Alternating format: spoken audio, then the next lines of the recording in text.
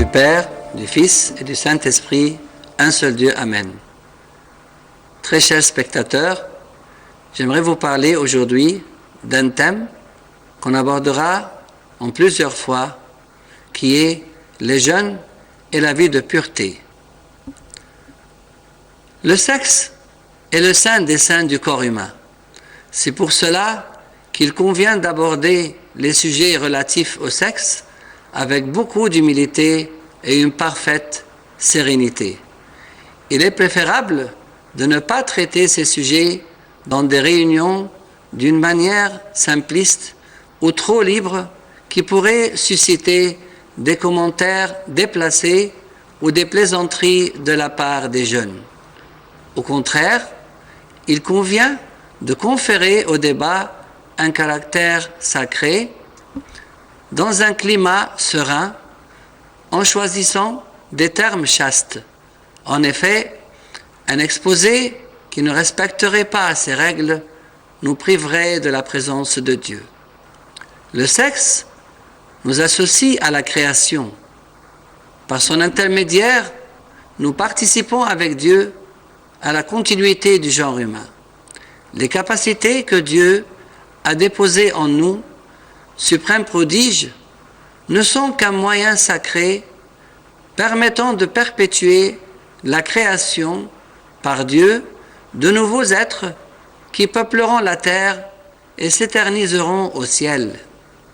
De même, le mariage chrétien est une union spirituelle où les deux deviennent un par le Saint-Esprit. C'est un amour généreux qui se donne et non une association humaine et matérielle.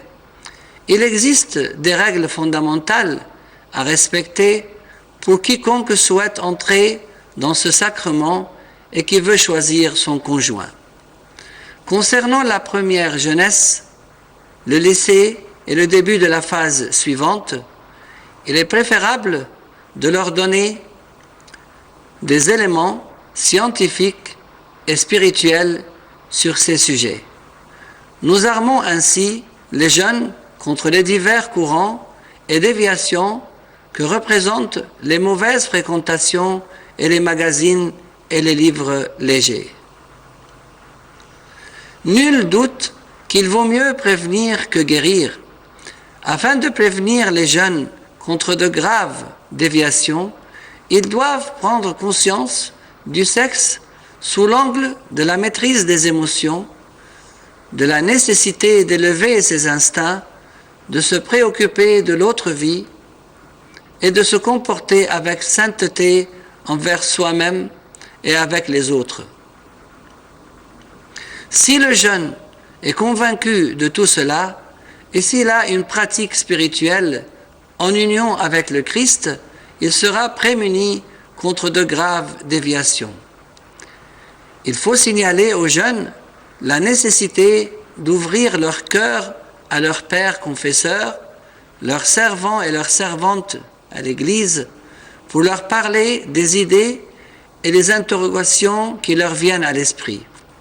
Et c'est le rôle des servants et des servantes de conduire ces âmes vers le Christ et vers le Père spirituel sans s'attarder à recueillir eux-mêmes les confessions des jeunes, car cela produit l'effet opposé en définitive et n'est correct ni sur le plan spirituel ni vis-à-vis de l'Église. Éclairer les jeunes afin qu'ils distinguent le précieux du faux, le conseil sincère de l'incitation coupable, la tendresse chrétienne de la tendresse trompeuse, l'émotion spirituelle sincère de l'émotion charnelle dégradante, tout cela est de nature à affermir les jeunes sur le droit chemin par la grâce du Christ. C'est pour cela que le suivi pastoral individuel et la pratique de la confession résolvent de nombreux problèmes avant qu'ils ne prennent de l'ampleur, voire avant qu'ils n'apparaissent. Le guide ne doit pas rendre la tâche des jeunes plus difficile en les focalisant sur un péché particulier plutôt qu'un autre, car il ne fait aucun doute que le fleuve de la grâce emporte tout sur son chemin et que l'action de l'Esprit Saint sanctifie l'être tout entier. C'est pour cela qu'à trop parler de ces sujets, nous risquons de donner l'impression que ce sont des problèmes difficilement solubles alors qu'ils sont simples et aisés en Christ. Il suffit d'inciter les jeunes à la vie chrétienne quotidienne plutôt que de se focaliser sur les aspects négatifs. Nul doute que Dieu tient compte des circonstances dans lesquelles vivent ses enfants. L'âge du mariage augmente sans cesse. Les conditions de vie sont de plus en plus difficiles. Les traditions anciennes de la bague et du trousseau doivent évoluer en profondeur. Tout cela rend la vie de pureté plus difficile pour les jeunes, notamment avec l'influence des médias, les voyages à l'étranger et l'excitation permanente.